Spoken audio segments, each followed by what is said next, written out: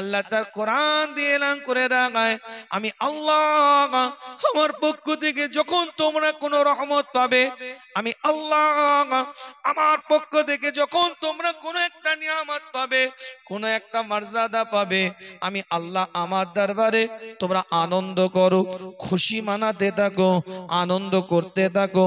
আল্লাহর রহমত পাওয়ার পরে তোমরা আনন্দ করো, রবের পক্ষ থেকে নিয়ামতটা পাওয়ার পরে তোমরা আনন্দ করো, রবের পক্ষ থেকে ফজলটা পাওয়ার পরে তোমরা আনন্দ করতে থাকো।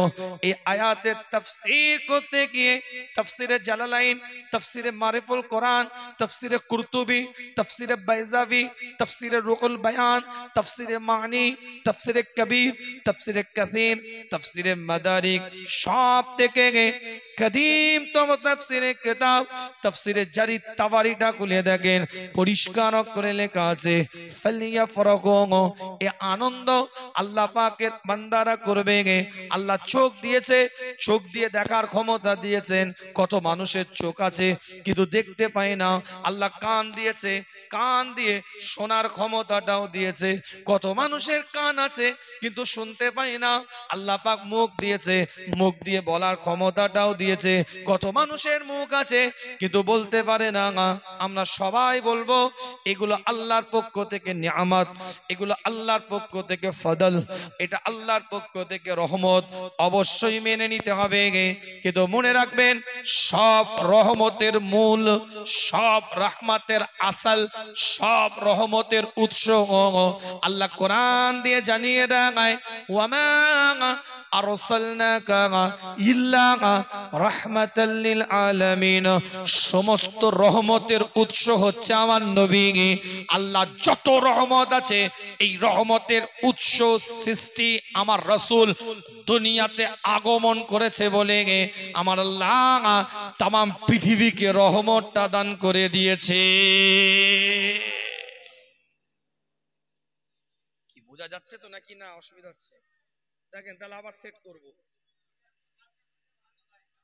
কমাও, কি করে একটু কমাও।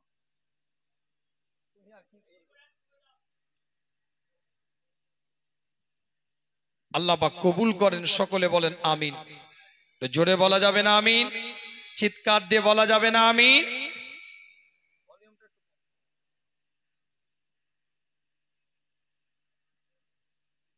আল্লাহ পাকের যত রহমত আল্লাহ পৃথিবীতে দিয়েছে, সব রহমতের মূল আমার রাসূল।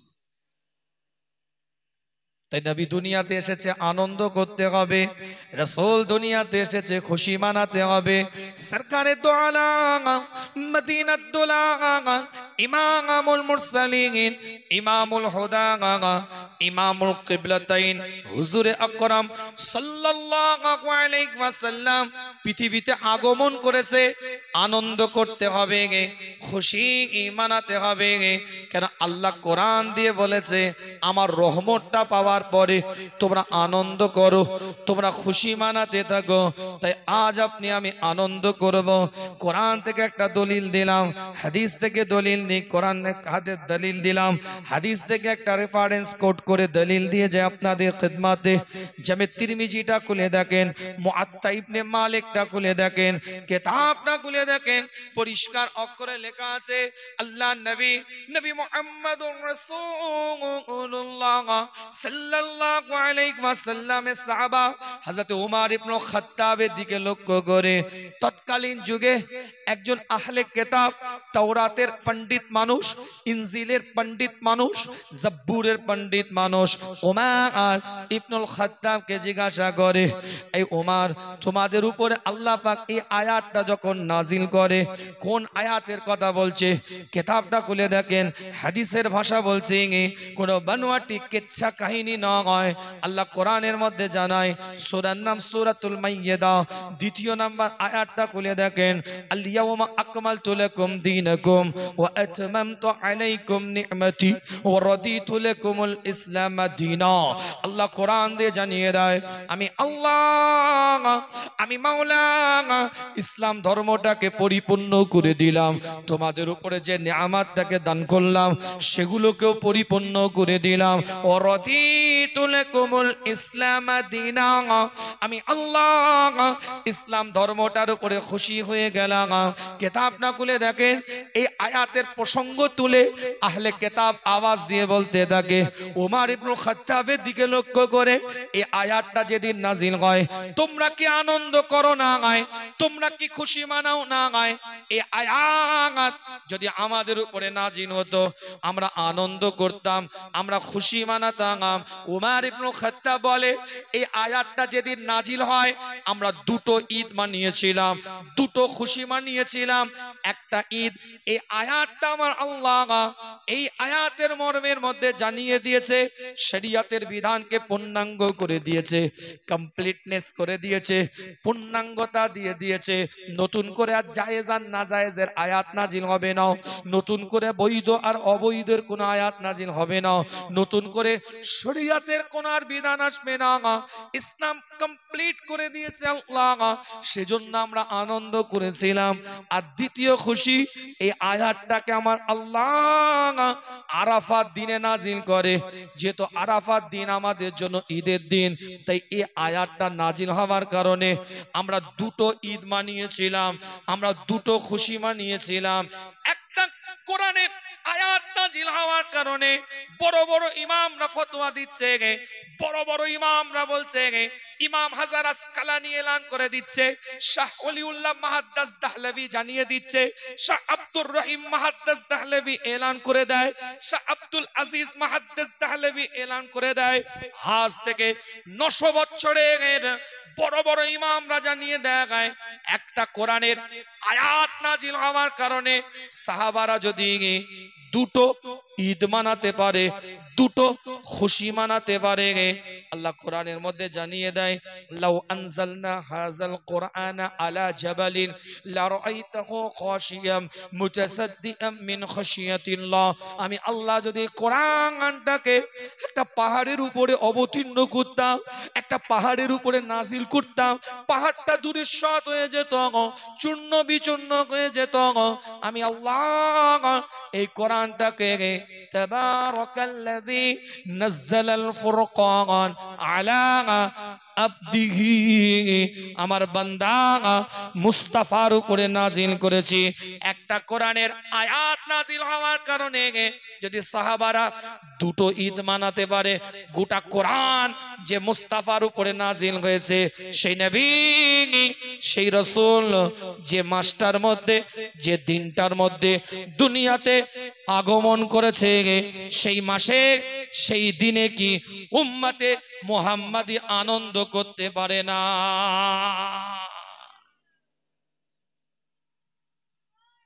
কথাটা বুঝতে পারছেন না বুঝতে পারেন?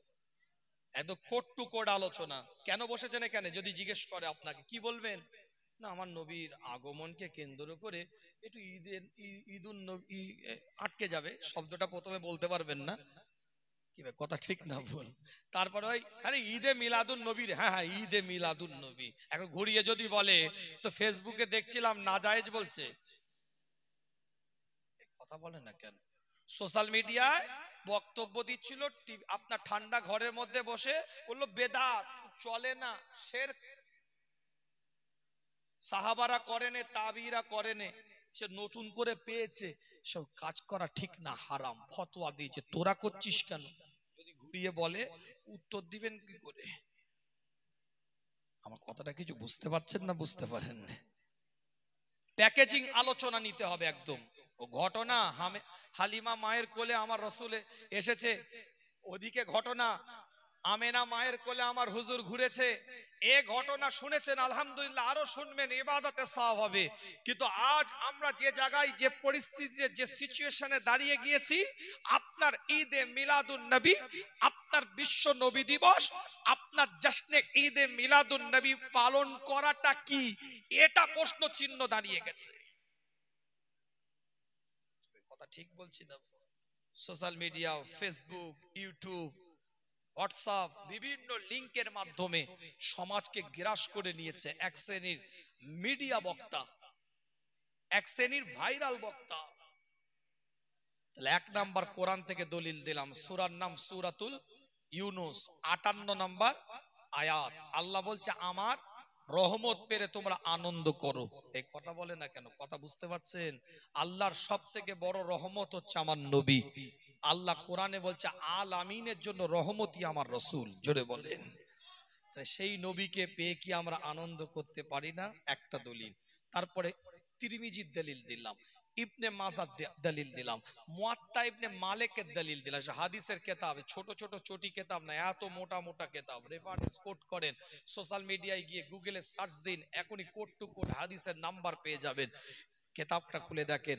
আল্লাহ নবী মুহাম্মদুর রাসূলুল্লাহ সাহাবা হযরত ওমর ইবনে খাত্তাব রাদিয়াল্লাহু তাআলা আনহুকে বলছে, এই আয়াতটা নাজিল হলে ইহুদি বলছে, আহলে কিতাব বলছে আমরা আনন্দ করতাম। ওমর ইবনে খাত্তাব বলছে এই আয়াত নাজিল হওয়ার কারণে আমরা দুটো ঈদ মানিয়েছিলাম।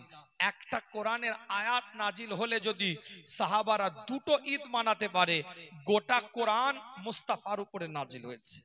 আল্লাহ বলছে তাবারাকাল্লাযী নাযালাল ফুরকান আলা আবদিহি, আমার বান্দা সরকারে দো আলম, আমার বান্দা মদিনাত দুলাল, আমার বান্দা ইমামুল মুরসালিন, আমার বান্দা ইমামুল হুদা, আমার বান্দা ইমামুল কিবলাতাইন, আমার বান্দা হাবিব লবিব তবিব সাহিবুল জুদ ওয়াল করম হুজুর আকরাম সাল্লাল্লাহু আলাইহি ওয়াসাল্লামের উপরে আমি আল্লাহ কোরআনটাকে ফুরকানটাকে নাজিল করেছি।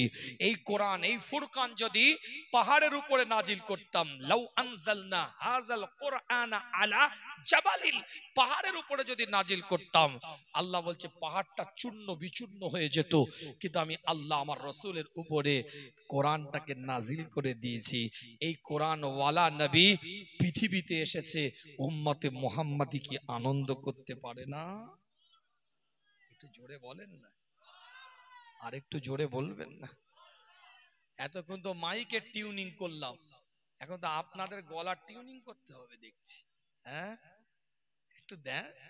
আল্লাহ আল্লাহ রসুলেরই তো আওয়াজ দিচ্ছেন নাকি? না 26-এর জন্য একটু আটকে রেখেছেন যে ওখানেও কিছু ডেলিভারি দিতে হবে, এখানে ইয়ার কাট দিলে হবে না, এখানে একটু হালকা করে বোলিং করে বেরিয়ে যায়, এরকম কিছু ভাবছেন নাকি? একটু বিশ্ব নবী, বিশ্ব নেতা রাসূলুল্লাহর জন্য একটু আওয়াজ দিয়ে বলেন না আলহামদুলিল্লাহ। সবাই একই সুরে একই আওয়াজ দিয়ে বলেন না আলহামদুলিল্লাহ।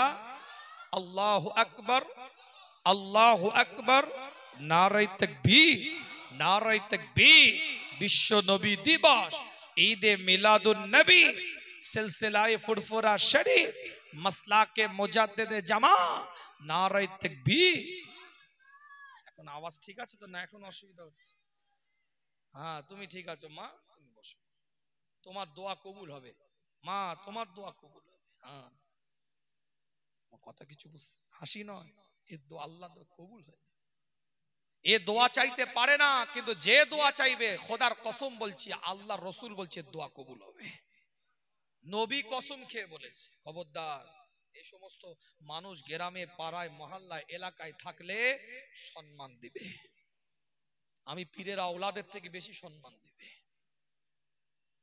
আমার কথা কিছু বুঝতে পারছেন? আমি পীরের আওলাদের থেকেও বেশি সম্মান দিবে। যে গ্রামে, যে পাড়ায়, যে মহল্লায়, যে এলাকায় এইরকম মানুষ আছে, সম্মান দিবে। এরা একদিক থেকে প্রতিবন্ধী, অপর দিক থেকে মানসিক ভাবে অসুস্থ, অন্য দিক থেকে শারীরিক ভাবে অসুস্থ। বলতে পারে না, সে তার কষ্ট সে বুঝে। অনেকে হাসি ঠাট্টা মজাক করেন না, কবিরা গুনাহ হবে। অনেকে রাগায়, খেপায়, জ্বালায়, কবিরা গুনাহ হবে। নবী মুহাম্মদুর রাসূলুল্লাহ সাল্লাল্লাহু আলাইহি ওয়াসাল্লাম, বলবো এই বেচারার জন্য একটা হাদিস বলবো। আরে ই বুঝে না, তোমরা বুঝো কি বসে আছে। আরে ও বেচারা বুঝে না, তোমরা বুঝো কি বসে আছে। হাদিস বলছে মুসলিম শরীফ কিতাবুল বিরর ওয়াস সিলাহ, পরিষ্কার অক্ষরে 2024 নম্বর হাদিসটা খুলে দেখে নেন। আল্লাহ নবী মুহাম্মদুর রাসূলুল্লাহ সাল্লাল্লাহু আলাইহি ওয়াসাল্লাম সাহাবে کرام হুজুরদের সাথে আলাপ আলোচনা করে, সাহাবে کرام হুজুরদের সাথে কথাবার্তা বলতে থাকে। নবী মুহাম্মদুর রাসূলুল্লাহ সাল্লাল্লাহু আলাইহি ওয়াসাল্লাম জানিয়ে দেয়, তোমাদের বাড়ির সামনে ঠিক এই ভাষা হাদিসের কিতাবুল বিররে ওয়াস সিলা মুসলিম শরীফ 2024 নম্বর হাদিস। কোন আলেমের মাজাল নাই হাদিসটাকে কেটে দিবে।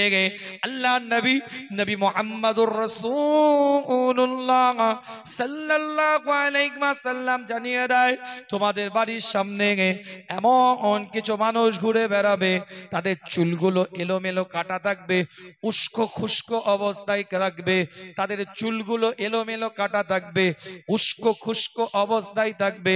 তোমাদের বাড়ির সামনে যদি তারা দাঁড়ায়, তোমরা দাঁড়াতে দিবে না, তাড়িয়ে দিবে, হাঁটিয়ে দিবে, দূর করে দিবে, তাকে কোনো প্রাধান্যই তোমরা দিবে না। মুস্তাফা তাজেদারে হারাম বলছে, আমার আল্লাহ, আমার মাওলা, আমার পরওয়ারদিগার বেনিয়াজ এমন পাওয়ার ওই সমস্ত বান্দাদেরকে দিয়ে থাকে, ওই বান্দাগুলো খোদার কসম করে বলি, আল্লাহকে যা বলে আমার আল্লাহ তাই শুনে না। হ্যাঁ, ঘরে যে সুবহানাল্লাহ বলবেন, এখানে বলার দরকার নেই, আরে জোরে বলে। কি হচ্ছে মাইক আমার এরকম বিস্কুট হয়েছে। সংগীত আলোচনা আপনাদের খেদমতে দলিল দিচ্ছে, একটার পর একটা আলোচনা আপনাদের খেদমতে। কিতাবটা খুলে দেখেন, কেন আনন্দ করব, কেন ঈদ মানাবো? হুজুরের আগমনকে কেন্দ্র করে আল্লাহ নবী হযরত ঈসা আলাইহিস সালাম তার উম্মতিদের উপরে আমার আল্লাহ, আমার মাওলা, আমার পরওয়ারদিগার বেনিয়াজ, আমার খোদা জান্নাতি খাদ্যটা পাঠিয়েছিলেন, জান্নাতি খাবারটাকে পাঠিয়েছিলেন ঈসা নবী আলাইহিস সালামের উম্মতিদের জন্য। আল্লাহ পাক জান্নাতি খাদ্য পাঠায়, জান্নাতি খাবার পাঠায়। ঈসা আলাইহিস সালামের উম্মতিরা জান্নাতি খাদ্যটা পাওয়ার পরে, জান্নাতি খাবারটা পাওয়ার পরে, হাদিস বলছি কোন চটি কিতাবের গল্প নয়, ডাইরেক্ট কোরআনের মধ্যে এসেছে, সূরা মাইয়াদার মধ্যে পরিষ্কার আল্লাহ পাক নাযিল করে দিয়েছে, ঈসা নবী আলাইহিস সালামের উম্মতিরা যখন ওই জান্নাতি খাদ্যটা পেয়ে যায়, জান্নাতি খাদ্য পাওয়ার পরে ঈসা আলাইহিস সালামের উম্মতিরা আনন্দ করতে থাকে, খুশি মানাতে থাকে। আল্লাহ পাক সঙ্গে সঙ্গে ঈসা নবীর উম্মতিদেরকে জান্নাতি খাদ্য দিয়েছে, তারা আনন্দ করে, তারা খুশি মানাতে থাকে। কিতাবটা খুলে দেখেন, ঈসা আলাইহিস সালামের উম্মতিরা যদি জান্নাতি খাদ্যটা পাওয়ার পরে আনন্দ করতে পারে, উম্মতে মুহাম্মাদি জান্নাতি নবী রাসূল মুস্তাফাকে পেয়ে কি আনন্দ করতে পারে না?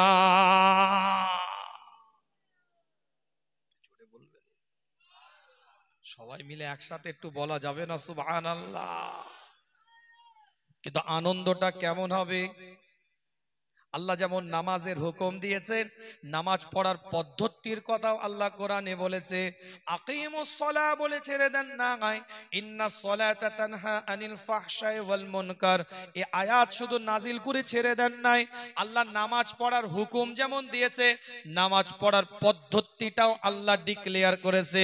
আল্লাহ কোরআন দিয়ে বলছে, কুতিবা আলাইকুমুস সিয়াম কামা কুতিবা আলাল লাযিনা মিন ক্বাবলিকুম লাআল্লাকুম তাত্তাকুন। এক মাস তোমরা রোজা রাখো, এই রোজা রাখার হুকুম আল্লাহ দিয়েছে, কিন্তু রোজা রাখার পদ্ধতিটাও আল্লাহ জানিয়ে দিয়েছে।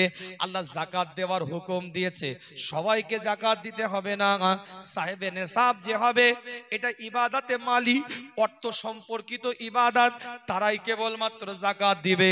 হুকুম যেমন দিয়েছে, পদ্ধতির কথাও আল্লাহ পাক জানিয়ে দিয়েছে। হজ করার নির্দেশ আল্লাহ দিয়েছে, হজ করার পদ্ধতিটাও আল্লাহ পাক জানিয়ে দিয়েছে। নিশ্চয়ই তাহলে আল্লাহ নবী সরকারে দো আলম মদিনাত দুলাল ইমামুল মুরসালিন ইমামুল হুদা ইমামুল কিবলাতাইনের আগমনকে কেন্দ্র করে আল্লাহ যদি আনন্দ করা খুশি মানাবা আর যদি অর্ডারটা আল্লাহ পাক দিয়ে রাখে নিশ্চয়ই তাহলে আল্লাহ খুশি মানাবার পদ্ধতির কথাটাও ডিক্লেয়ার করেছে। কিতাবটা খুলে দেখেন, একটার পর একটা দলিলে যাব, কিন্তু ছোট্ট করে একটা দুঃখের কথা বলি।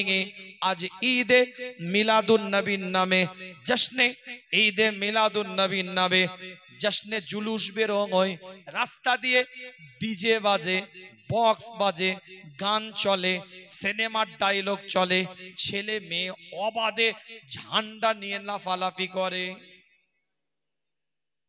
নিজের চোখে দেখা কথা বলছি, আমি জায়গার নাম বলে দিতে পারি। এতগুলো যে বসে আছে চোখ, ওরা শুনলে আবার মন খারাপ করবে, অসুবিধা নেই মন খারাপ করলে। বাগনান আমতা রোড, হাওড়া জেলা, নিজের চোখে দেখেছি। বাগনান আমতা রোডে নিজের চোখে দেখেছি। আমার পুরনো মোবাইলটা থাকলে আমি দেখিয়ে দিতাম, ঠিক এইভাবে ভিডিও করেছিলাম আমি। পুরো সিনেমার ডায়লগ চলছে, একদম এক বক্সের মধ্যে গান চলছে, বাজনা চলছে, এরম বড় ঝান্ডা লড়ছে। একটু আগে আমার গাড়িটা দাঁড় করিয়ে দিয়েছে, আমি জিজ্ঞেস করলাম কি হচ্ছে, সিভিক ভলেন্টিয়ারটা বলছে হুজুর ওইটা তো আপনাদেরই কি একটা বেরিয়েছে। আগে গিয়ে দেখছি, ও বাবা, আল্লাহকে হাজের নাজের জেনে বলছি 27 দিন আগে এই ঠোঁটটা কাবাতে চুমা দিয়েছে। মিথ্যা কথা বলার ছেলে আমি নই, নিজের চোখে দেখেছি। মদ্যপান করে ঝান্ডা নিয়ে নবীর নামে ঈদে মিলাদুন নবীর নাম দিয়ে জশ্নে জুলুস বের করে রাস্তার উপরে নোংরামি চলছে। কথাটা কিছু বুঝতে পারছেন? যদি বিশ্বাস না হয় এখন ইউটিউবে সার্চ দিয়ে দেখুন, দেখতে পাবেন এরকম বহু ইউটিউবে ভিডিও আছে। আজ দুঃখ লাগে, এ তো গেল যা গেল, আজ গ্রামে পাড়ায় মহল্লায় এলাকায় ঈদে মিলাদুন নবী, বিশ্ব নবী দিবস, জশ্নে ঈদে মিলাদুন নবীর নাম দিয়ে কোরআনের মাহফিল, শরীয়তের মাহফিল, দ্বীনের মাহফিল, আল্লাহ আল্লাহ রাসূলের আলোচনা, নবী তাজিমের উপরে কথাবার্তা, সরকারে কায়নাতের সম্মান ইজ্জত তাজিমের উপরে বক্তব্য। এই বক্তব্য এক জায়গায় চলে, রাস্তাঘাটে অবাধে ছেলে মেয়ে ঘোরাফেরা করে।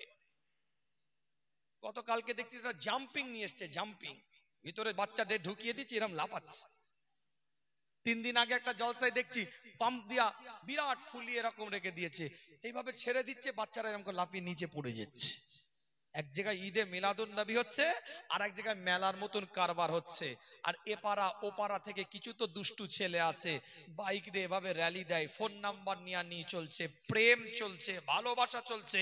বিশ্ব নবী দিবস এক জায়গায় পালন হচ্ছে, রাস্তার উপরে শরিয়াত বিরোধী, দ্বীন বিরোধী, ইসলাম বিরোধী, কোরআন বিরোধী, নবী তরিকা বিরোধী কর্মের সাথে মানুষ লিপ্ত আছে। না না, শরিয়াত কোনোদিন ছেড়ে দেবে না। ইসলাম তোমাকে যেমন পালন করার নির্দেশ দিয়েছে, তোমাকে পদ্ধতিও ইসলাম শিখিয়েছে। কি ভাই কথা ঠিক বলছি না? কথা বলেন এদিকে, আমি যেটা বলছি শোনেন। উজু করতে করার হুকুম ইসলাম দিয়েছে না দেয় নাই? কথা বলছেন না কেন? কি অসুবিধা হচ্ছে নাকি? ডাক্তার যখন নিয়ে এসছেন প্রেসক্রিপশন আমি দেব, ওষুধ খাবেন কি খাবেন না আপনার ব্যাপার। ডাক্তার যখন এনেছেন প্রেসক্রিপশন আমি দেবো, রোগ যখন ধরা পড়বে আমি ট্রিটমেন্ট করব, আপনার ট্রিটমেন্ট অনুযায়ী চলবেন কি চলবেন না সেটা আপনার ব্যাপার। যখন প্রেসার মেশিনটা লাগিয়ে দেখবো 110/190 প্রেসার, আমি বললে আপনার মুখটা বাংলার 5 হলে হবে না, এটা আপনার রোগ ভিতরে আছে, আমি বলছি ধরা পড়েছে। কি ভাই কথা ঠিক বলছিলাম? আল্লাহ পাক কবুল করেন, সকলে বলেন আমিন। নিয়ামতের দ্বারাই পরিপূর্ণ করেন, সকলে বলেন আমিন। আল্লাহ উজু করার হুকুম দিয়েছে, উজু করার পদ্ধতির কথা বলেছে না বলেন? খালি হুকুম দিয়ে দিয়েছে উজু করো, 4টে অঙ্গ প্রত্যঙ্গ ধোয়া ফরজ, আল্লাহ কোরআন দিয়ে বলছে। কত পরিমাণ ধুবেন সেটাও বলছে, কতটুকুন তোমাকে আদায় করতে হবে ফরজটা, ধুতে হবে কতটা নির্দেশ দিয়েছে। তাহলে আনন্দ করার হুকুম যখন এসেছে, আনন্দ করার পদ্ধতিটাও ইসলাম শিক্ষা দিয়েছে। আপনার আমার অভিরুচি অভিব্যক্তিতে আনন্দ চলবে না। ফুচকার দোকানে ফুচকা খাবো, ছেলে মেয়ে গল্প করব, টুকটুক করে মহিলা প্যান্ডেলে উনি চলে যাবে, টুকটুক করে মহিলা পুরুষ প্যান্ডেলে ইনি এসে বসে যাবে, মাহফিলে শেষ হওয়ার 10 মিনিট আগে এসে বসে তাবারুক নিয়ে চলে যাবে, না না, এটা ঈদে মিলাদুন নবীর আদর্শের মধ্যে পড়ে না। কি ভাই, ডেলিভারিটা কি করা হয়ে যাচ্ছে নাকি? এ তো জাস্ট একটা অ্যান্টিবায়োটিক দিলাম, এখন কেমো রেডিওথেরাপি অনেক বাকি আছে, খালি কান মুতো দিয়ে যাবে আর মাঝে মাঝে ঝনঝন করে উঠবে। ওজন্য বলি সব জায়গায় আমায় দাওয়াত করিসনি, কেন? লোড নিতে পারবে না। এটা তো ব্যাপার আছে না, হার্ড ডিস্কের একটা ব্যাপার আছে, প্রসেসরের। এই যে এতগুলো মোবাইল, সব প্রসেসর এক নয়, সব মডেল এক নয়, কাজ এক, সব অ্যান্ড্রয়েড, সব মাল্টিমিডিয়া, কিন্তু এর এক একটা প্রসেসর আলাদা, হার্ড ডিস্ক আলাদা, র্যাম আলাদা, এদের অ্যাবিলিটি আলাদা, কোম্পানি আলাদা, ব্র্যান্ড আলাদা। বক্তা সবাই, কিন্তু সবাই আমার লোড নিতে পারবে না। আমিও একটা বক্তা, আমাকে নিয়ে সবাই সংসার করতে পারে না। আর যারা সংসার করে চট করে তালাক দেয় না। কথা বুঝতে পারছেন? কেন? লোড নেওয়ার একটা ক্ষমতা আছে। এই ক্ষমতা যার লোড নেওয়ার আছে, সে নিজে আত্মসমালোচনা করে, না হুজুর তো কথাগুলো ঠিকই বলছে। আর কিছু তো বুঝতেই পারছেন, ওই চারিদিকে ন্যাড়া, মাঝখানে টুপি পরে আছে, যেন মনে হচ্ছে উমরা থেকে এসছে, আর টুপি খুলে দিয়েছে, চুলে এইখানে লাফাচ্ছে, 3 রকম কালার।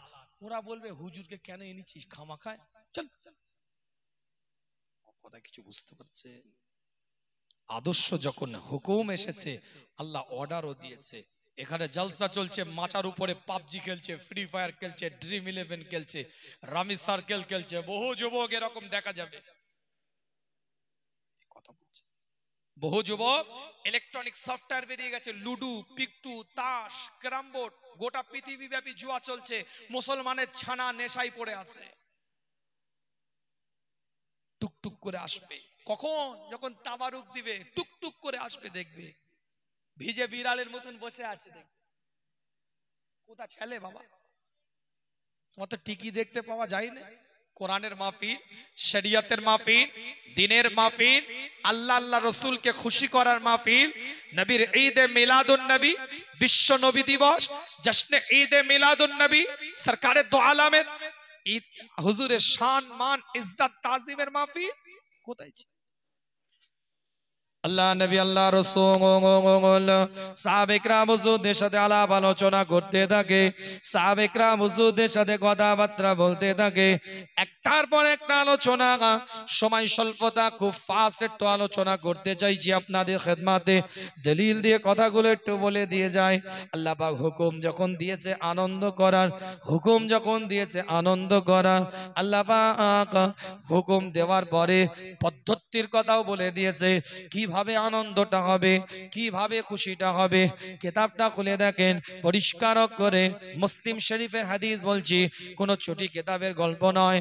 আল্লাহ নবী, নবী মুহাম্মদুর রাসূলুল্লাহ সাল্লাল্লাহু আলাইহি ওয়াসাল্লাম সাহাবে کرام হুজুরদেরকে নিয়ে আলাপ আলোচনা করতে থাকে, সাহাবে کرام হুজুরদেরকে নিয়ে কথাবার্তা বলতে থাকে। আল্লাহ নবী, নবী মুহাম্মদুর রাসূলুল্লাহ সাল্লাল্লাহু আলাইহি ওয়াসাল্লামের দরবারে সাহাবে کرام হুজুররা জিজ্ঞাসা করে, ইয়া রাসূলুল্লাহ, ইয়া হাবিবাল্লাহ, হুজুর আপনি প্রত্যেকটা সোমবারের দিনে রোজা রাখেন কেন? প্রত্যেক সোমবারে আপনি সিয়াম পালন করেন কেন? আপনি রোজা আদায় করেন কেন? আল্লাহ নবী, নবী মুহাম্মদুর রাসূলুল্লাহ সাল্লাল্লাহু আলাইহি ওয়াসাল্লাম জানিয়ে দেয়, আমি সোমবারের দিনে জন্মগ্রহণ করেছি, আল্লাহ পাক আমাকে সোমবারের দিনে দুনিয়ার মধ্যে পাঠিয়েছে। আমি নবী, আমার আগমন দুনিয়ার মধ্যে জন্ম হয়েছে সোমবারে, তাই আমি নবী আল্লাহর দরবারে শুকরিয়া তান নিজের জন্মের আনন্দে সোমবারের দিনে সিয়ামটা আদায় করতে থাকি। জোরে বলবেন। প্রতি সোমবারের দিনে রোজা রাখা উম্মতে মুহাম্মাদির জন্য নবীর আগমনকে কেন্দ্র করে এটা আনন্দ প্রকাশ করা, খুশি প্রকাশ করা। একটার পর একটা দলিল আপনাদের খেদমতে বিস্তারিত কথা বলে আপনাদেরকে কষ্ট দেব না। কোরআন থেকে দলিল দিয়েছি, হাদিস থেকে দলিল দিয়েছি। ঈদে মিলাদুন নবী, বিশ্ব নবী দিবস, সরকারে কায়নাত মদিনাতুল আলা, ইমামুল মুরসালিন, ইমামুল হুদা, ইমামুল কিবলাতাইন হুজুরে আকরাম সাল্লাল্লাহু আলাইহি ওয়াসাল্লামের আগমনকে কেন্দ্র করে আনন্দ করতে হবে। সে আনন্দ করার পদ্ধতিটা কেমন হবে? একটার পর একটা দলিল দিয়ে আজকে আজ আপনার গ্রামে, আজ আপনার পাড়ায়, আজ আপনার মহল্লায় প্রত্যেকটা বাড়িতে পৌঁছে যান, অসহায়ের পাশে গিয়ে দাঁড়িয়ে যান, বিপদগ্রস্ত মানুষের কাছে গিয়ে দাঁড়িয়ে যান। এতিমটার হাতের মধ্যে একটা চকলেট তুলে দেন, এতিমটার মাথায় একটু হাতটা বুলিয়ে দেন, অসুস্থকে গিয়ে একটু খবরটা নিয়ে আসেন, প্রয়োজন হলে দরকার হলে হাতের মধ্যে একটু অর্থ তার তুলে দেন। পাশের বাড়ি মানুষটা মাজলুম অবস্থায় আছে, তার পাশে গিয়ে একটু দাঁড়িয়ে যান, তাকে একটু সহযোগিতা করতে থাকেন। জাত দেখে নয়, ধর্ম দেখে নয়, সম্প্রদায় দেখে নয়, রিলিজিয়াস দেখে নয়, এনি রিলিজিয়াস পারসন যে কোনো ধর্মের মানুষ হোক না কেন তার জন্য সহযোগিতার হাতটা বাড়িয়ে দেন। আজকে যদি কোনো এতিম, কোনো অসহায়ের বাড়ির কাছে গিয়ে যদি বাচ্চাটার হাতের মধ্যে একটু চকলেটটা তুলে দেন, জিজ্ঞাসা করবে কেন দিচ্ছ বাবা চকলেটটা তুমি আমাকে? বাচ্চা ছেলে আপনাকে জিজ্ঞাসা করছে, চাচা কেন চকলেটটা দিচ্ছ? ভাই কেন চকলেটটা দিচ্ছ? আপনি আওয়াজ দিয়ে বলে দেন, এই মাসে হুজুর আগমন করেছে, আমাদের নবী দুনিয়াতে এসেছে, আমাদের রাসূল দুনিয়াতে এসেছে, তাজেদারে হারাম দুনিয়াতে এসেছে। এই আনন্দ করে তোমার হাতের মধ্যে আমরা একটু চকলেটটা তুলে দিচ্ছি। বাচ্চা এতিম মুখের মধ্যে হাসি ফুটে যাবে, মুস্তাফার রূহটা খুশ হয়ে যাবে। রূহের জগৎ থেকে আল্লাহ নবী, আল্লাহ রাসূল আপনার আমার জন্য দোয়া করতে থাকবে। আজ সব থেকে এতিমের কাছে যান, গরিবের কাছে যান, অসহায়ের কাছে যান, দারিদ্রের কাছে যান। আজ এই গ্রামে সব থেকে নিরীহ মাজলুম অবস্থায় বিছানায় পড়ে আছে, যাও এই জলসা কমিটি তুমি গিয়ে তার পাশে গিয়ে দাঁড়াও। কি লাগবে চাচা, কি হয়েছে তোমার, কি অসুবিধা বলো। সে তোমাকে বলুক চাই না বলুক, তুমি পাশে দাঁড়াও, বেবস্ত্রকে বস্ত্র দিয়ে, ক্ষুধার্তকে ক্ষুধা খাবার দিয়ে। সে যখন জিজ্ঞাসা করবে কেন দিচ্ছ, বলে আজ আমার রাসূল আগমন করেছে, এ মাসে মুস্তাফা দুনিয়াতে এসেছে, এই আনন্দে তোমার হাতে কিছু অর্থ দিয়েছি, তোমার হাতে কিছু খাবার তুলে দিয়েছি, তোমার পরিবারের জন্য কিছু সহযোগিতার হাত বাড়িয়ে দিয়েছি। মুস্তাফার রূহ খুশ হয়ে যাবে। রূহের জগৎ থেকে তোমার উপরে, তোমাদের উপরে আল্লাহর তরফ থেকে রহমত আসতে থাকবে। বুঝতে পারছেন? জাত দেখে নয়, ধর্ম দেখে নয়, টুপিওয়ালা, দাড়িওয়ালা, জুব্বাওয়ালা, পাগড়িওয়ালা, নামাজি, পরেশগার, জিকিরকারী, ফিকিরকারী এর মধ্যে সীমাবদ্ধ নয়। যে কোনো ধর্মের হোক, মানুষ সে, বিপদগ্রস্ত সে, পাশে দাঁড়াও তার। কথাটা কিছু বুঝতে পারছেন? কোরআন বলছে, আমি বলিনি, শুনেন তাহলে কোরআন বলছে কি। সূরার নাম সূরাতুল আরাফ, 7 নম্বর সূরা, 158 নম্বর আয়াতটা খুলে দেখেন পরিষ্কার করে।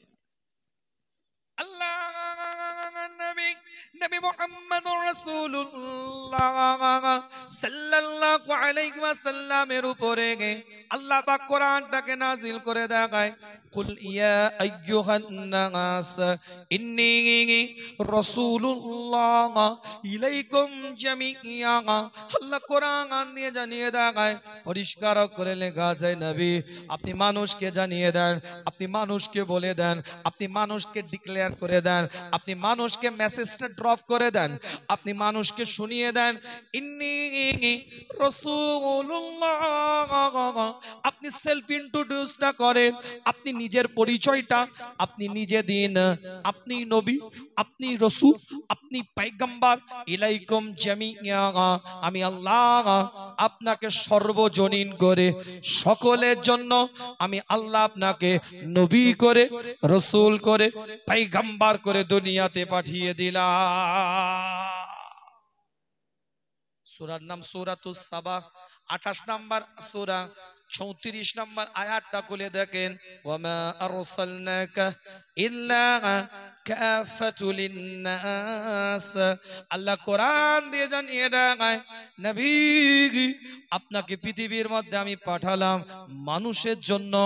আল্লাহ জাতির কথা বলে নাই, ধর্মের কথা বলে নাই, সম্প্রদায়ের কথা বলে নাই, রিলিজিয়াসের কথা বলে নাই, সর্ব মানুষের জন্য আমি আল্লাহ যাদেরকে লাকাদ খলাকনাল ইনসানা ফি আহসানি তাকওয়িম, সূরা 3 এর 3 নম্বর আয়াতে আল্লাহ বলছে, সূরা বাকারার মধ্যে আল্লাহ বললেন, ইন্নী জাইলুন ফিল আরদি খলিফা, যাদেরকে আমি আল্লাহ আমার প্রতিনিধিত্ব করাবার জন্য পৃথিবীর মধ্যে উত্তম পরিকাঠামো দ্বারাই সৃষ্টি করেছি, তাদের জন্য আপনাকে নবী রাসূল পয়গম্বর করে দুনিয়াতে পাঠিয়ে দিলাম।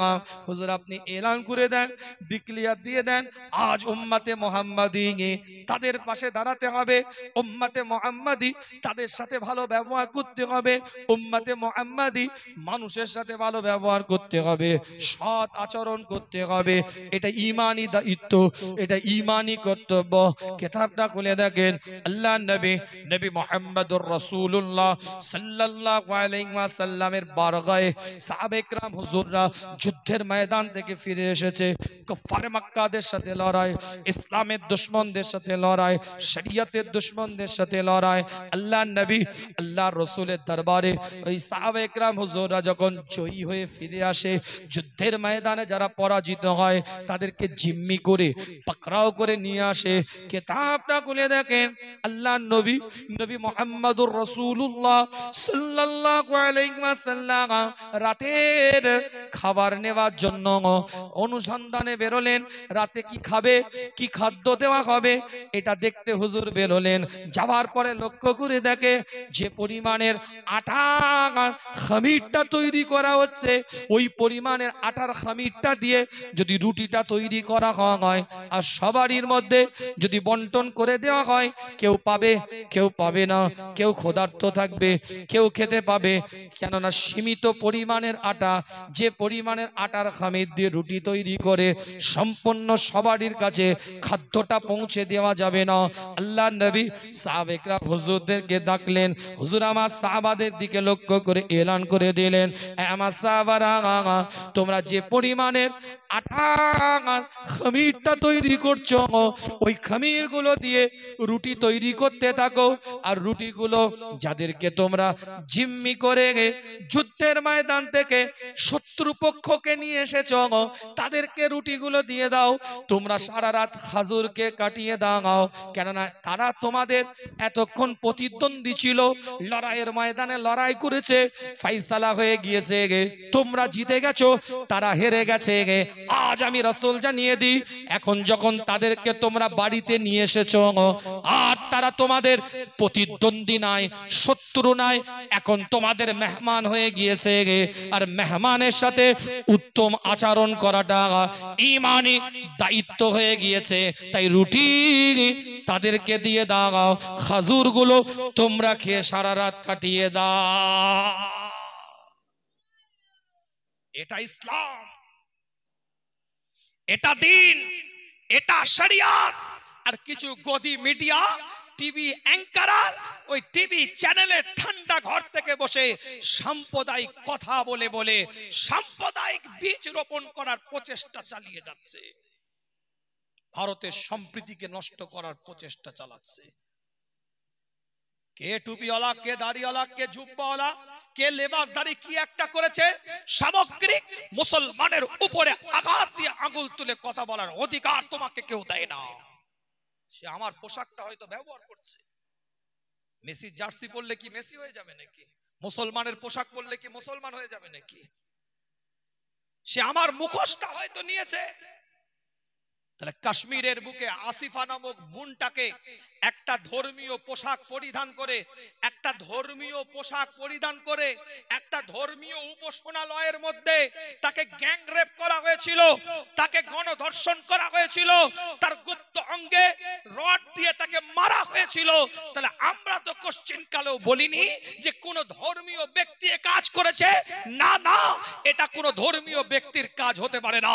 সেই ধর্মের পোশাক তারা ব্যবহার করে অমানবিকতার আচরণ করেছে, অমানসিকতার আচরণ করেছে, মনুষ্যত্বহীনের পরিচয় দিয়েছে।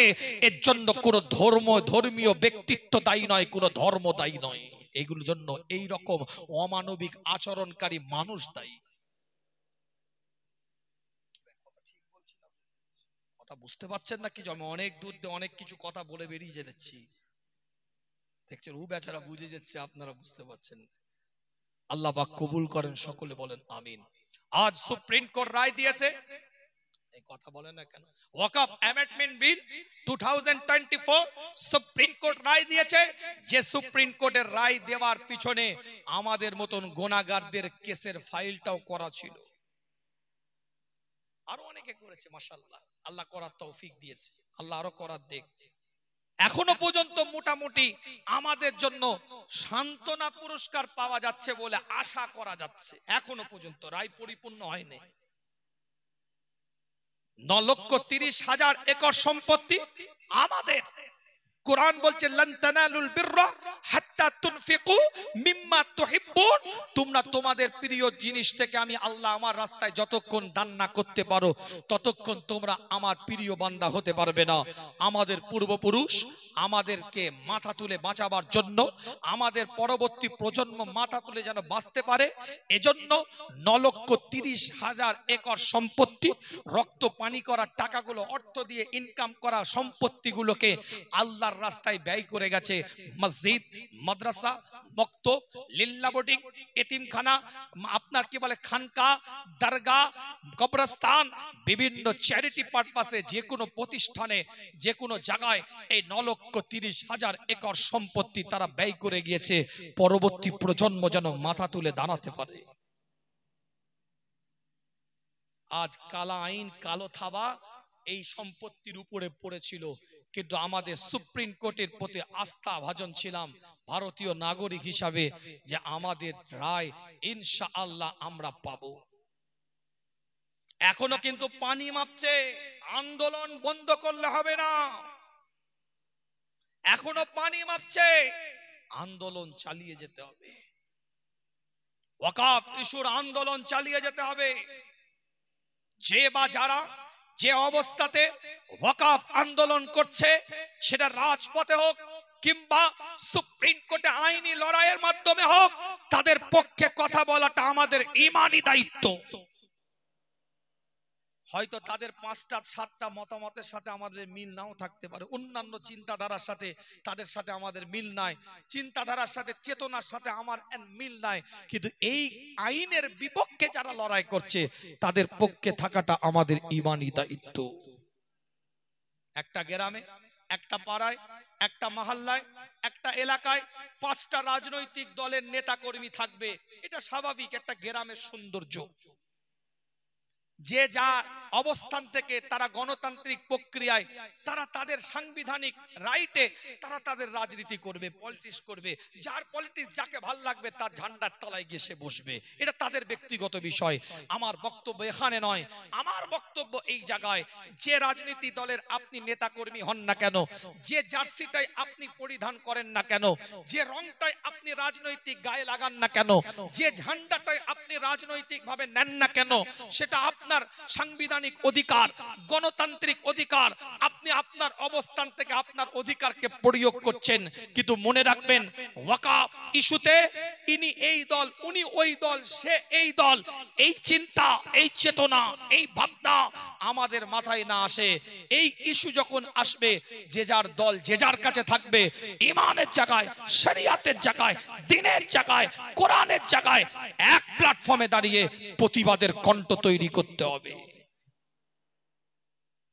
কথাটা কি ভুল হলো নাকি আমার?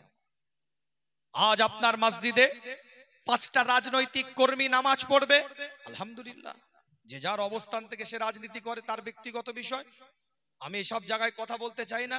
কিন্তু আমার বক্তব্য, পাঁচটা রাজনৈতিক দল যখন, কর্মী যখন ওখানে নামাজ পড়ছে, তারা তাদের ব্যক্তিগত পরিচয়টা মসজিদের বাইরে রেখে দিয়ে এসছে।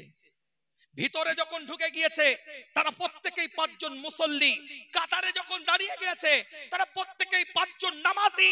বাইরে তাদের আলাদা পরিচয় থাকতে পারে, আলাদা ট্যাগ লাগানো থাকতে পারে, আলাদা লেভেল লাগানো থাকতে পারে। মসজিদের মধ্যে একটাই ট্যাগ, একটাই লেভেল, একটাই পরিচিতি, একটাই পরিচয়, তারা পাঁচজনই মুসল্লি। ওই মসজিদটার দিকে যদি কেউ আঙুল তুলে, এই পাঁচজনের আলাদা চিন্তা থাকবে না, বাইরের চিন্তা আলাদা হতে পারে। মসজিদের মধ্যে প্রত্যেকটা ইমানদার মুসল্লির চিন্তা একটাই থাকবে, এই মসজিদটাকে জান দিয়েও আমাকে হেফাজত করতে হবে। এতে আমার নেতা খুশি হোক চাই না হোক, আমার নেত্রী খুশি হোক চাই না হোক, এই মসজিদের দিকে যখন আঙুল উঠেছে আমাদের এক জায়গায় দাঁড়িয়ে মসজিদটা হেফাজতের দায়িত্ব নিতে হবে। এটা ঈমানি দায়িত্ব। কি ভাই, কথা ভুল বলছি না ঠিক বলছি? না অসুবিধা হচ্ছে আপনাদের? বললাম না মাঝে মাঝে কেমোর মতন হাওয়া যাবে, কিছু বুঝতে পারবে না। জীবনের নীতিমালা তৈরি করেন, উসুল তৈরি করেন, নাটক, অভিনয়, ড্রামাবাজি নয়।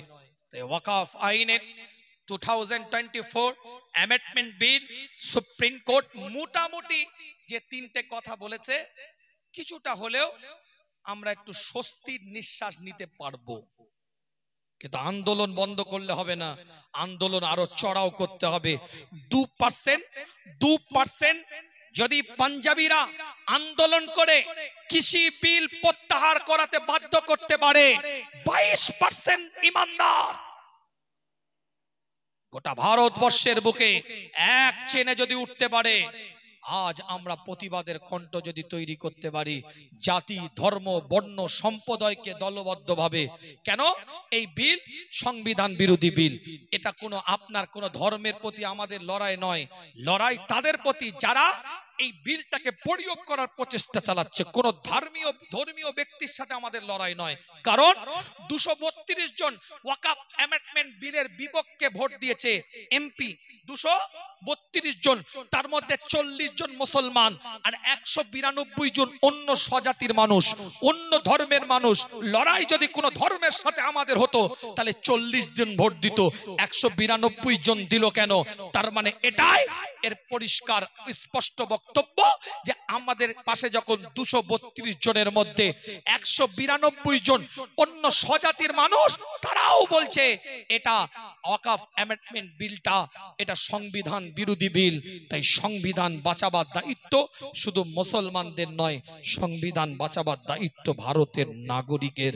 2024 ওয়াকফ অ্যামেন্ডমেন্ট বিল এটা ভাইলেট করছে, ভাইলেট অ্যাক্ট, সাংবিধানিক অ্যাক্ট 26A কে ভাইলেট করেছে, 14 অ্যাক্ট কে ভাইলেট করেছে।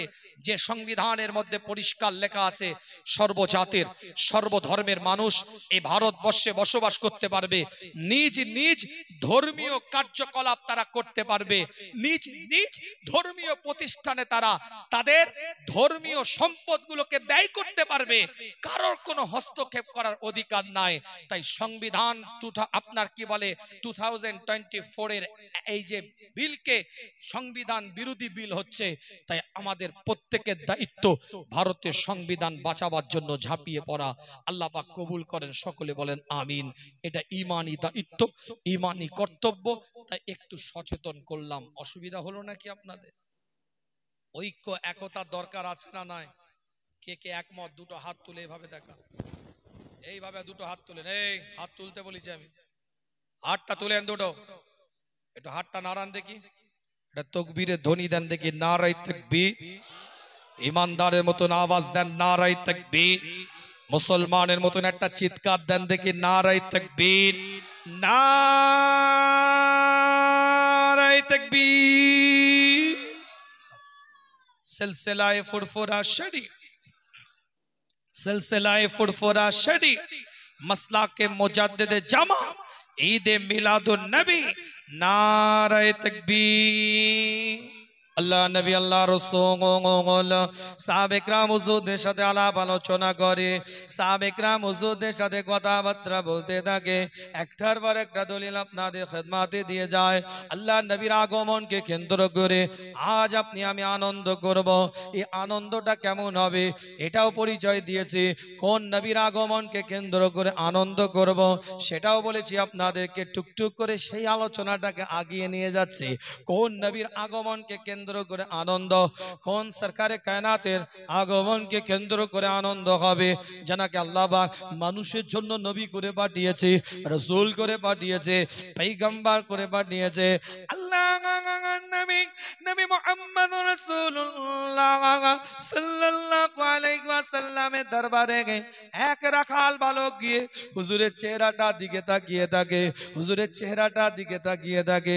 রাখাল বালকগুলোর দায়িত্ব হচ্ছে গৃহপালিত পশুগুলোকে চড়াবে, দুম্বাগুলোকে চড়াবে, মেষগুলোকে চড়াবে, ঘোড়া উটগুলোকে চড়াবে, সে দায়িত্ব নিয়ে আসে। কিন্তু পাহাড়ের চূড়ার মধ্যে দুম্বা উট মেষগুলোকে ছেড়ে দিয়ে রাখাল বালক মুস্তাফার কদমে বসে বসে হুজুরের চেহারাটার দিকে তাকিয়ে থাকে। সরকারে কায়নাতে কদমে বসে বসে মুস্তাফার চেহারাটার দিকে তাকিয়ে থাকে। মনিবের কাছে খবর হয়ে যায় রাখাল বালক মেষ চড়ায় না, রাখাল বালক ঘোড়া চড়ায় না, রাখাল বালক উট চড়ায় না, রাখাল বালক কোনো গবাদি পশু চড়াচ্ছে না। সে মাঠের মধ্যে ছেড়ে দিয়ে পালকে পাট পশুগুলোকে সে গিয়ে মুস্তাফার কদমের তলায় বসে বসে মুস্তাফার চেহারাটার দিকে তাকিয়ে থাকে। মায়ের কাছে মনিব গিয়ে খবর দেয় তোমার ছেলে ডিউটি করে না, তোমার ছেলে দায়িত্ব পালন করে না, তোমার ছেলেকে আর কাজ করতে আসতে হবে না। যদি সে ডিউটি না পালন করে, সে যদি নিজের কাজ না করে, তাহলে সে যেন আজ কাজ করতে না আসে। তাকে কাজ দিয়েছি বকরি চড়াবার, তাকে কাজ দিয়েছি উট চড়াবার, তাকে কাজ দিয়েছি গৃহপালিত পশুগুলোকে চড়াবার। কিন্তু পালকে পাট সব পশুগুলোকে পাহাড়ে চূড়ার উপরে তুলে দিয়ে গে তারা আপন মনে চড়তে থাকে। আর নবী মুহাম্মদুর রাসূলুল্লাহর কথা বলছে যে মুহাম্মাদের কাছে গিয়ে বসে বসে তার চেহারাটার দিকে তাকিয়ে থাকে। না আসতে হবে না, মানা করে দিও। মা রেগে গেছে, ছেলের দিকে তাকিয়ে বলে তোকে ডিউটি দিয়েছে, একটা কাজ দিয়েছে, একটা দায়িত্ব দিয়েছে গবাদি পশুগুলোকে চড়াবার জন্য, গৃহপালিত পশুগুলোকে চড়াবার জন্য, আবাদ করার জন্য পাহাড়ের চড়াই নিয়ে গিয়ে তাদেরকে দেখবি, দেখভাল করবি, কেয়ারটেকার রাখাল বালক হিসাবে তুই কাজ করবি। আজ কেন তুই ওই কাজ দায়িত্ব বাদ দিয়ে মুহাম্মাদের দরবারে গিয়ে বসে আছিস? কি ব্যাপার? না তুই ওখানে যাবি না, তোর দায়িত্ব তুই পালন কর। না তুই ওখানে যাবি না, তুই তোর দায়িত্বটা পালন কর। কিতাবের রিওয়ায়াতের মধ্যে পাওয়া যায় রাখাল বালকের চোখ দিয়ে পানির টোসা গড়িয়ে যায়, ওজন রোলাসারি করতে থাকে। মায়ের চেহারাটার দিকে তাকিয়ে বলে মা আর তোমাকে আমাকে নিষেধ করতে হবে না ওখানে যাওয়ার জন্য, কিন্তু একটা বারের জন্য আমি ওখানে যাব না, তোমার কথাটাই মেনে নেব। কিন্তু তোমার কথা মেনে নেবার আগে একটা বারের জন্য আমি যে বারগায়ে, যে দরবারে, যে কদমে, যেখানে গিয়ে বসে থাকি, চাতক পাখির না জানার চেহারাটার দিকে তাকিয়ে থাকি, তার চেহারাটা একবার তোমাকে দেখতে হবে, তার চেহারাটার দিকে তোমাকে একবার তাকাতে হবে। মাও গেছে, খালাও গেছে, দূর থেকে রাখাল বালক পরিচয় দেয়, ওই দেখো একটা চকচকে চেহারা, ওই দেখো একটা ঝকঝকে চেহারা, ওই দেখো একটা নোরানি চেহারা, ওটাই তাজেদারে হারাম, ওটাই মদিনার দুলাল, ওটাই ইমামুল মুরসালিন, ওটাই ইমামুল হুদা, ওটাই ইমামুল কিবলাতাইন, ওটাই হাবিব, ওটাই লবিব, ওটাই তাবিব, ওটাই সাহেবুল জুদ ওয়াল কারামা। ওই যে চকচকে ঝকঝকে নুরানি চেহারাটা, আলোটা যে মা দেখতে পাচ্ছ, খালা তুমি দেখতে পাচ্ছ, ওই ওনার কদমে গিয়ে আমি বসে থাকি দীর্ঘক্ষণ। মা হুজুরে আকরাম সাল্লাল্লাহু আলাইহি ওয়াসাল্লামের চেহারাটা দূর থেকে দেখতে থাকে দীর্ঘক্ষণ। খালা হুজুরে আকরাম সাল্লাল্লাহু আলাইহি ওয়াসাল্লামের চেহারাটা দূর থেকে দেখতে থাকে। রাখাল বালক চিন্তা করে মা কি বলবে, মনের মধ্যে একটা পালপিটেশন চলছে। মা যদি বলে দেয় না আসবি না, তাহলে তো আর আসতে পারবো না। কি বলবে? মায়ের চোখের পলকটা পড়ে না, খালার চোখের পলকটা পড়ে না। দীর্ঘ সময় সরকারে তো আলামের দিকে তাকাবার পরে, মদিনাত দুলালের দিকে তাকাবার পরে, ইমামুল মুরসালিনের দিকে তাকাবার পরে মা খালা দুজনে চিৎকার দিয়ে বলতে থাকে, তুই সব কাজ ছেড়ে দে, সব দায়িত্ব বাদ দিয়ে দে, সব কর্মকে উপেক্ষা করে তুই মুস্তাফার কদমে লুটিয়ে পড়ে থাক, মুস্তাফার কদমে নিজেকে কুরবান করে দে। জোরে বলে সাহাবে কেরাম হুজুররা বলে, আল্লাহ নবী যদি কোনো মুজিজা যদি কেউ নাও দেখতো, গাছ হেঁটে হেঁটে আগিয়ে এসেছে, এ মুজিজা হুজুর যদি না দেখাতেন, পাথর কলমা পড়তে আরম্ভ করেছে, এ মুজিজা হুজুর যদি নাও দেখাতেন, আল্লাহ নবী সাহাবারা বলেন হুজুরের চেহারাটা দিয়ে এত নূর, এত আলো, এত জ্যোতি চমকাতো, আল্লাহ নবী আল্লাহর রাসূলের চেহারা দেখে হাজার হাজার লাখ লাখ মানুষ ঈমানের কালমা পড়ে মুসলমান হয়ে যেত।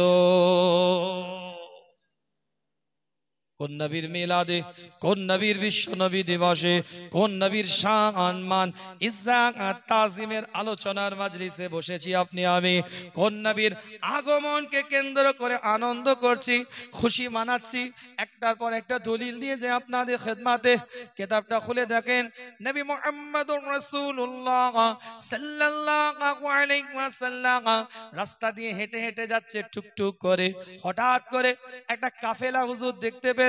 সে কাফেলার মধ্যে একটা সুন্দর উট হুজুর লক্ষ্য করলেন, টুকটুক করে ওই কাফেলার কাছে গেলেন। কাফেলার মানুষগুলো একটু যাযাবর টাইপের মানুষ ছিল, 3 দিন এখানে থাকে, 3 দিন আর এক জায়গায় গিয়ে অবস্থান করে। আল্লাহ নবী উটটা দেখে পছন্দ হয়ে যায়, উটের দাম জিজ্ঞাসা করে। হুজুর বলে, তুমি যে পরিমাণের উটের দাম বলছো এতেই আমি নিতে রাজি আছি, কিন্তু তোমার উটটা নেওয়ার জন্য আমার কাছে এখন তো কোনো অর্থ নাই, আমি তো তোমাকে এখন অর্থটা দিতে পারছি না, আমি একটু পরে তোমাকে উটটা নিয়ে যাব, অর্থটা তখন তোমাকে পাঠিয়ে দেব। কিতাবের রিওয়ায়াতের মধ্যে পাওয়া যায় ওই ব্যক্তি উট বিক্রেতা বলতে থাকে, আপনি উটটা নিয়ে যান, আমরা এখানে কিছু সময় অবস্থান করব, আপনি আমাদের উটের বিনিময়ের অর্থটা দিয়ে যাবেন। কিতাবটা খুলে দেখেন, আল্লাহ নবী নবী মুহাম্মদুর রাসূলুল্লাহ সাল্লাল্লাহু আলাইহি ওয়াসাল্লাম উট নিয়ে রওনা দিয়ে দিয়েছে। হুজুরে আকরাম সাল্লাল্লাহু আলাইহি ওয়াসাল্লাম যে কাফেলার কাছ থেকে সুন্দর উটটা নিয়েছে, ওই কাফেলা সরদার ফিরে এসেছে, বিক্রেতার দিকে তাকিয়ে বলে, তুমি যে উটটা বিক্রি করলে ওই উটের বিনিময়ের অর্থটা কই, ওই উটের বিনিময়ের টাকাটা কোথায়? সে বলতে থাকে, আমি উটের বিনিময়ের টাকা নিইনি, সে উটটা নিয়ে গিয়েছে, আমাকে টাকাটা পৌঁছে দিবে। আমি তাকে বলেছি আপনি উট নিয়ে যান, আপনি টাকাটা আমাকে পৌঁছে দিয়ে দিবেন, পরবর্তীতে আপনি টাকাটা পাঠিয়ে দিবেন। উটের বিক্রেতাকে দিকে লক্ষ্য করে কাফেলার সরদার বলতে থাকে, তুমি কি তাকে চেনো? বলে না। আগে কি কোনোদিন দেখেছো? বলে না। তুমি কি তার গোত্র সম্পর্কে কিছু জানো, কবিলা সম্পর্কে কিছু জানো? বলে না, আমি আগেও কোনোদিন তাকে দেখি না, তার গোত্রটাও জানি না, তার কবিলাটাও জানি না। কাফেলার সরদার বলে, তাহলে কিসের ভিত্তিতে তুমি তার হাতে উটটা তুলে দিলে? কিসের জন্য তুমি এত সিরিয়াস তার হাতে উটটাকে উঠিয়ে দিলে যে তোমার হাতে অর্থটা সে ফিরিয়ে দিবে? উট বিক্রেতা চিৎকার দিয়ে সরদারের দিকে তাকিয়ে বলে, আমি তার চেহারাটার দিকে তাকিয়েছিলাম, সে আমার উট দেখছিল, আমি তার চেহারাটার দিকে তাকিয়েছিলাম, সে আমার উট পছন্দ করছিল, আমি তার চেহারাটার দিকে তাকিয়েছিলাম, আমি তার চেহারাটা দেখতে দেখতে আমার মনে হয় এ মানুষ মিথ্যা বলতে পারে না, এ মানুষ ধোঁকা দিতে পারে না, এই মানুষ ওয়াদা করে ওয়াদা খেলাফ করতে পারে না। এই কথা শেষ হয় নাই, আল্লাহ নবী নবী মুহাম্মদুর রাসূলুল্লাহ সাল্লাল্লাহু আলাইহি ওয়াসাল্লামের একজন সাহাবা এসে উটের বিনিময়ের অর্থটা ওই ব্যক্তির হাতের মধ্যে তুলে দেয়, চিৎকার দিয়ে বলতে থাকে, এই দেখেন আপনার বিনিময়ের অর্থটা আমার কাছে পৌঁছে দিয়েছে, আমি তার চেহারা দেখে ভেবে নিয়েছিলাম মিথ্যা বলতে পারে না, এই মানুষটা ধোঁকা দিতে পারে না, এই মানুষটা ওয়াদা করে ওয়াদা খেলাফ করতে পারে না। চেহারা কথা বলবে। কথা কিছু বুঝতে পারছে? আল্লাহ নবী নবুয়াত পাইনে 40 বছর বয়সে নবুয়াত পেয়েছে। তার আগে কি সার্টিফিকেট পেয়েছে? আস-সাদিক। তার আগে কি সার্টিফিকেট পেয়েছে? আল আমিন। আগেই বলছে, শত্রু বলছে না ওটা অন্য ধর্ম পালন করতে পারে কিন্তু ছেলেটা ভালো। কথা ঠিক বলছি না? আজ আমাদেরকে পাড়ায়, গ্রামে, মহল্লায়, এলাকায় এই অবস্থানটা ফুটিয়ে তুলতে হবে। আপনার শত্রু যেন বলে না আমার সাথে তার একটা মনোমালিন্য হতে পারে, ওটা অন্য বিষয়, তার সাথে আমার একটা দূরত্ব আছে, ওটা ভিন্ন বিষয়, কিন্তু লোকটা সৎ। এই জায়গা তৈরি করেন, তবে উম্মতে মুহাম্মাদি। শত্রু যেন বলে না ছেলেটা ভালো, না মানুষটা ভালো, সৎ মানুষ। হ্যাঁ আমার সাথে একটা দূরত্ব আছে, ভিন্ন বিষয়, ওটা আলাদা বিষয়, কিন্তু মানুষ হিসাবে লোকটা ভালো। এই অবস্থান তৈরি করতে হবে। টুপি আছে, দাঁড়ি আছে, জুব্বা আছে, পাগড়ি আছে, আজকান আছে, আলখাল্লা আছে, নামাজ আছে, রোজা আছে, তসবিহ আছে, জেকের আছে, ফেকের আছে, আবার ভাইয়ের সম্পত্তি জোর করে নিজের নামে রেকর্ড করা আছে। কত দেখবে এরকম, কত দেখবে। দাড়িও বড় হয়ে গেছে, টুপি মাথায় হয়ে গেছে, মসজিদের মুয়াজ্জিনের আগে চলে গেছে মুসল্লি, জিকির করছে আল্লাহ আল্লাহ আল্লাহ। খবর নিয়ে দেখে যাও, 30 বছর ব্যাকে চলে যাও, ক্ষমতা ছিল, পাওয়ার ছিল, আধিপত্য ছিল, লোকবল ছিল, জনবল ছিল, অর্থবল ছিল, সম্পদের বল ছিল, একটা দাদার থাবা পিছনে ছিল, সিনা 56 ইঞ্চি করে ঘুরে বেড়াচ্ছিল, ধরাকে সরা মনে করেছে, অপব্যবহার করেছে ক্ষমতাকে, মানুষকে জুলুম অত্যাচারে রেখে দিয়েছিল। এখন বয়স বেড়ে গেছে, এমসিবি পড়ে গেছে, মিটারে কারেন্ট নেই, তার আপনার ফিউজে কারেন্ট উড়ে গেছে, এখন তো অনেক কিছু রূপ দেখা যাবে। আমার কথা কিছু বুঝতে পারছেন না? বুঝতে পারেন? কদিন পরে মিনহা খালাকনাকুম ওয়া ফিহা নুঈদুকুম ওয়া মিনহা নুখরিজুকুম তারাতান উখরা। চাচা কাঁপছে, বলে হুজুর তাহলে কি পরিবর্তন হবে না? অবশ্যই পরিবর্তন হবে। পরিবর্তন হওয়ার জন্যই তো এই মাহফিল, পরিবর্তনের কথা বলানোর জন্যই তো আমাদেরকে এনেছেন। আমিও পরিবর্তন হওয়ার চেষ্টা করব, আমরা পরিবর্তন হওয়ার চেষ্টা করব। হেদায়েতের মালিক আল্লাহ। তাহলে বলে হুজুর কি লাইনে আসবে না, রুটে আসবে না? অবশ্যই আসবে। যার কলজেটা কাঁদিয়েছো, যাকে দুঃখ দিয়েছো, যার উপরে অত্যাচার করেছো, যে অসহায়ের উপরে গলায় পা দিয়ে লগড়েছো, ক্ষমতাকে যেখানে অপব্যবহার করেছো, যাও সেখানে গিয়ে ক্ষমা চাও, সে মাফ করলে আল্লাহ মাফ করবে, পরিবর্তনের রাস্তা ক্লিয়ার হয়ে যাবে। কি ভাই কথা ঠিক বলছি না ভুল বলছি? জীবনের নীতিমালা তৈরি করেন, উসুল তৈরি করেন, আদর্শ তৈরি করেন, আকাবির মানার চেষ্টা করেন। আমার আল্লাহ কবুল করে নিয়ে এক একটা বান্দাকে এখনো পর্যন্ত ওলি বানিয়ে দিবে। জোরে বলেন না সুবহান। জোরে বলা যাবে না? আরো আওয়াজ দিয়ে বলা যাবে না? কত বড় নিয়ামত, কত বড় মর্যাদা।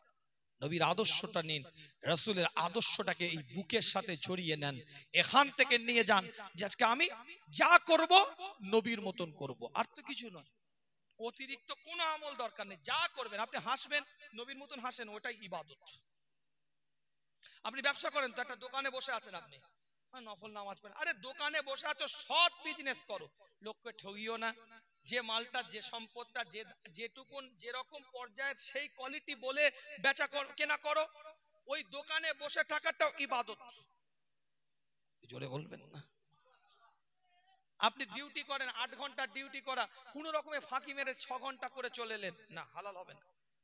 অত সহজ না। বড় বড় শিক্ষকরা মার খাবে কবরে, ভালো ভালো শিক্ষক, আলেম, মৌলানা, হাফেজ মার খাবে ডিউটি পালন না করার কারণে। ঘড়ি ধরে ডিউটি করে চলে আসতে হবে। যে পরিমাণ ডিউটি করার জন্য তাকে নির্ধারিত মাইনে সিলেক্ট করা হয়েছে, সেই সময় পর্যন্ত তাকে সেই জায়গায় সময় দিতে হবে। কি ভাই কথা বুঝতে পারছেন? আল্লাহ পাক কবুল করেন, সকলে বলেন আমিন। নেয়ামতের দ্বারাই পরিপূর্ণ করেন। সকলে বলেন আমিন। বিদায় নেব, আলোচনার বাড়াবো না।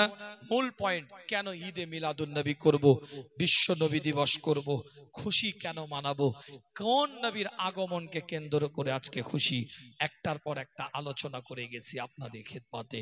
আল্লাহ নবী নবী মুহাম্মদ রাসূলুল্লাহকে আনসারী সাহাবা একজন দাওয়াত করেছে, শেষ হাদিসটা বলে বিদায় নেব। হুজুর ঘরের মধ্যে প্রবেশ করতে গেছে, হাত দিয়ে আটকে দিয়েছে, হুজুর যাবেন না। এর বাড়িতে দুটো উট, দুটোই পাগল হয়ে গেছে। দুটো উট ছিল, দুটোই পাগল হয়ে গেছে, যাকে তাকে কামড়াচ্ছে, যাবেন না। হুজুরকে আটকে দিয়েছে, সরো যাবো। আল্লাহ নবী আনসারী সাহাবার ঘরের মধ্যে প্রবেশ করেছে, হুজুরকে দেখে উট সালাম দিচ্ছে, আসসালাতু ওয়াসসালামু আলাইকা ইয়া রাসূলুল্লাহ, আসসালাতু ওয়াসসালামু আলাইকা ইয়া হাবিবাল্লাহ। হুজুরের কদমে সেজদায় পড়ে গেছে। আর একটা উটের সামনে গেছে, হুজুরকে দেখে সালাম দিচ্ছে, আসসালাতু ওয়াসসালামু আলাইকা ইয়া রাসূলুল্লাহ, আসসালাতু ওয়াসসালামু আলাইকা ইয়া হাবিবাল্লাহ। হুজুরকে দেখে সিজদায় পড়ে গেছে। পাগলা উট নবীকে দেখে চিনতে ভুল করেনি, কিন্তু সুস্থ মানুষ এখনো নবীকে চিনতে পারেনি। পরিবর্তন আমরা হব, পরিবর্তন হওয়ার জন্যই মাহফিল, নবীর তরিকা নিয়ে আলোচনা করার জন্যই এখানে আমাকে নিয়ে এসেছেন, আপনারা শুনতে বসে আছেন। কিন্তু পরিবর্তনের ছকে পরিবর্তন হতে হবে। কি ভাই, কথা ঠিক বলছি না? কেউ যদি কোনো ভাইয়ের সাথে একটা সময় অবিচার করে ফেলে, পরবর্তীতে ওই ভাই যদি বেঁচে থাকে তাকে ডাকেন। যদি ভাই মারা যায় ভাইপোটাকে ডাকেন, তো চাচা আমি ভুল করেছি, তোর 2 কাঠা জায়গা আমি অতিরিক্ত নিয়ে নিয়েছি, এ কথা বুঝতে পারছেন না? তোর 2 কাঠা জায়গা অতিরিক্ত নিয়ে নিয়েছি তোর বাপের, তো আমাকে ক্ষমা করে দে, আমাকে মাফ করে দে। আর যদি তার বিনিময়ে যদি নিতে চাস তাহলে আমাকে দিতে হবে।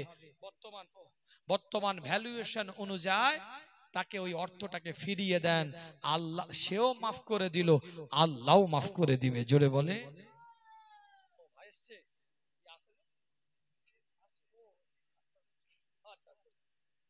মাশাআল্লাহ। এটা তাকবীর দেন, নারায়ে তাকবীর, নারায়ে তাকবীর। এখন আপনাদের তো সোনায় সোহাগা, তাহলে এক পীরজাদাকে দাওয়াত করেছিলেন, 2 পীরজাদা এসে গেছে, আমাকে নিয়ে 3 হয়ে গেছে। কি ভাই, কথা ঠিক না? মাশাআল্লাহ। হরিণখোলা দরবার শরীফ থেকে আমাদের ভালোবাসার মানুষ, আমার ফুফুতো ভাই, ভাই আলোচনা করবে। আর আমাদের মাহফুজুল্লাহ ভাই আসছে, কথাবার্তা রাখবে ইনশাল্লাহ। আমি গুনাহগার, বিদায় নেই। আগেই বললাম দোয়া করবেন আমার জন্য। আমার ওয়ালেদ সাহেব হুজুর অসুস্থ, কালকে 7টায় ওটি হবে, হুজুরের জন্য দোয়া করবেন। আল্লাহ শেফায়ে আজেলা কামেলা নসিব করেন। এখান থেকে আমাকে অনেক দূরে যেতে হবে, আমি খালি বলেছি ওখানে দোয়া করবো বলে, হুজুর আপনি একটু